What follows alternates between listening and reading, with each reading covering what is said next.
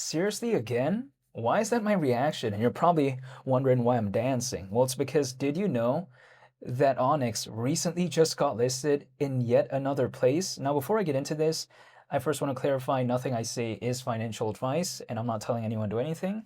However, did you know that Bing X recently announced that Onyx has been listed? Whoa. You know, I mean, take a look at Onyx as of late, right? We take a look at, let's say, in the case of Upbit, that was pretty massive. Take a look at Aster, and now Bing X. I mean, the thing about Onyx is this. When people like to say, oh, they're kind of doing nothing, they don't care about this. Well, I think, okay, sure, maybe sometimes people like to say this is all complete nonsense, but we have to consider if the developers don't do anything and the project really isn't that fundamentally sound, I think some of these exchanges out there might not really care about a project, right? Especially if it's on a meme or something like that.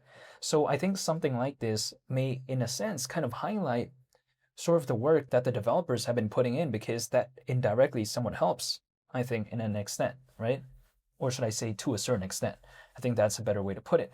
But even besides that point, when I take a look at, let's say, Onyx, people like to say, but why does more listings matter? Well, here's my kind of analogy.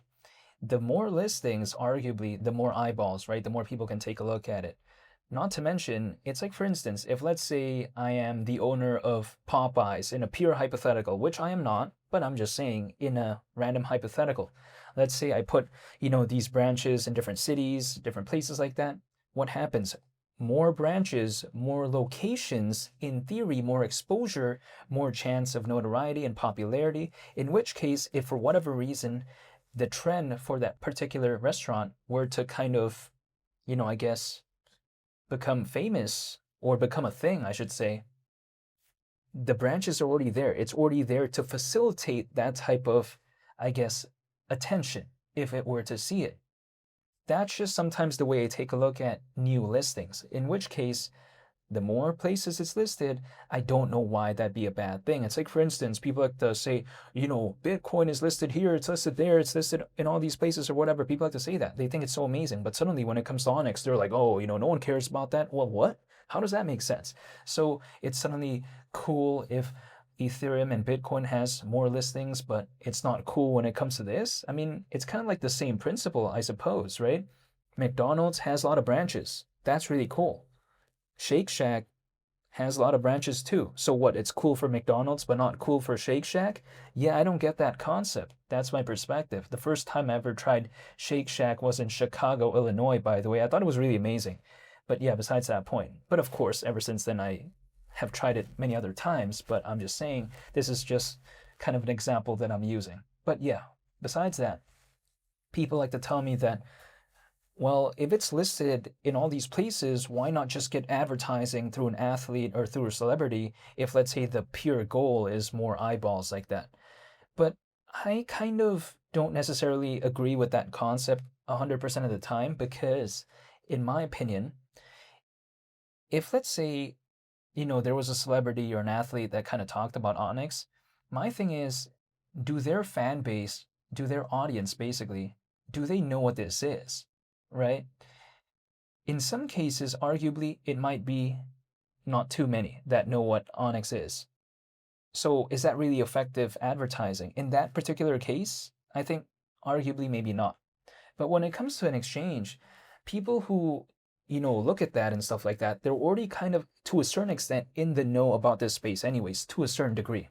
It doesn't mean they know every single project. It doesn't mean that they follow every single narrative. That's not the case, at least not in every single situation, but still, if someone already knows what Bing X is or Aster, or let's say in the case of Upbit, I'm pretty sure they already know this space to a certain extent. Doesn't mean they know it fully, but at least they know it to a certain extent, right? And in which case, if they take a look at Onyx, maybe they might not believe in it, who knows, but at least they're already in this space and kind of already know about the nature of some projects and stuff like that. If there's more opportunities to study about the project, to kind of know what it's all about, why is that a bad thing? I think it's actually arguably better advertising than hiring a celebrity or an athlete, right? That's just my perspective. When it comes to the case of apparel, like, clothing or maybe shoes or something like that, or let's say a car, I totally understand it. Of course, celebrity, athlete, that's really good advertising in that case. But when it comes to Onyx, it's just a little bit of a different vibe. It just doesn't operate in the same ecosystem. That's the way to take a look at it if I were to put an analogy, right? Once, kind of within this space, the blockchain space and all that, the other one is like physical goods, like a car, like a shirt, you know what I mean? Like flip-flops, something like that. So yeah, I think if we take a look at the nature of it, there just needs to be a distinction. What works for the world of cars might not necessarily work well for this space, in my opinion. It's like, for instance, if I'm trying to build a home out of wood as opposed to, let's say, concrete, it might be a different principle, right? There might be several differentiating aspects. That's the thing, to my understanding, hypothetically. But yeah, besides that point, people like to say, but this listing, it didn't really do anything when it comes to Onyx. This sucks. They like to say that to me. Okay, I mean, sure, it may not affect it right now, but like the example I used earlier on in the video, right? Let's say a restaurant has more branches. It doesn't necessarily mean they're going to see more volume overnight, quite necessarily, but if let's say the restaurant becomes a trend, if it becomes famous later, then it's able to kind of, I guess, handle it in a better way. So when it comes to Onyx, sure, it may not be kind of directly reflecting that when it comes to the charts currently. But at the same time, what happens if there is an altcoin season? What happens if there is a big change in market sentiment? Sometimes those things, they do matter, especially at a moment like that. So as of right now, it's kind of like laying down the groundwork. That's my perspective. I mean, if we take a look at it, Onyx, it's only recovered almost 10% in the past 30 days, which I get it. People like to say it's not the best. True. I mean, when Onyx first got listed on Upbit, and due to the nature of like Upbit being so massive like that, and then Onyx being listed on there, of course, there was like this kind of surge initially, and then there's a pullback. But, again, is that hypothetically a small taste? It wouldn't surprise me if that was the case, just because even a listing like that, at a time like this when the market isn't doing the best, it already did that when it comes to Onyx. So what would happen if it still maintains the Upbit listing, but now it also maintains Aster, Bing X, and whatever many or however many else listings that Onyx has, if it maintains all that heading into a hypothetical altcoin season or heading into, let's say, a big change in market sentiment, what I saw not too long ago in terms of the recovery, if it was a taste, if someone told me that, it wouldn't surprise me. That's the thing. But also, my mindset is Onyx this year has been accomplishing pretty impressive things. I mean, launching the mainnet of Goliath, that's really impressive, right? I know a lot of people out there like to joke about it and say how it's so boring and all this. But really, I think that's kind of the biggest achievement they've done so far, actually, throughout the history of the project, in my opinion. This is just personally, again, my perspective, but I'm just saying.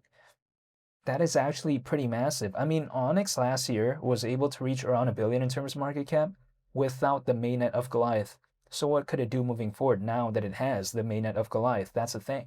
We'll wait and see, but I'm just saying, before, it was kind of like running a marathon with Timberland boots, and the market cap was still at around $1 billion. Now that it has actual running shoes, what market cap could it reach if, let's say, the market sentiment were to change in a massive way? That's the thing. If it maybe did, kind of exceed what it did before, it wouldn't surprise me. That's just kind of the analogy that I have, right? Like Onyx last year didn't really have too much going on for it fundamentally, even though I still believed in it, reached around $1 billion in terms of market cap. Now it actually has more substance, in my opinion. So I'm a little bit curious as to what could hypothetically happen if the market sentiment were to change. But I don't have to believe in this, but I'm voluntarily choosing to stay patient. That's it. By just holding and, just waiting, basically. But also, people like to say, well, Onyx, no one really cares about it anymore, but we have to consider. With around 146,000 holders, I don't know if that's considered people not caring, right? I mean, it's not doing the best, but I think to a certain extent, at least over 100,000 people, I'm assuming, hypothetically might care about this. And personally, as of right now, I'm just pretty happy with the recent listing that I saw in regard to Onyx. So, of course, naturally, I wanted to talk about it. And of course, I was dancing a little bit because it was kind of a, I guess, happy feeling for me because I felt like, it was kind of laying down the groundwork for maybe the future. But we'll wait and see. But I'll be sure to make more updates. I'll be sure to continue to document my journey. So hopefully y'all stay tuned for that. I just want to say thank you for watching, and I hope you all have a very nice day. It's Lee the Captain. I'm out. Peace. Bye.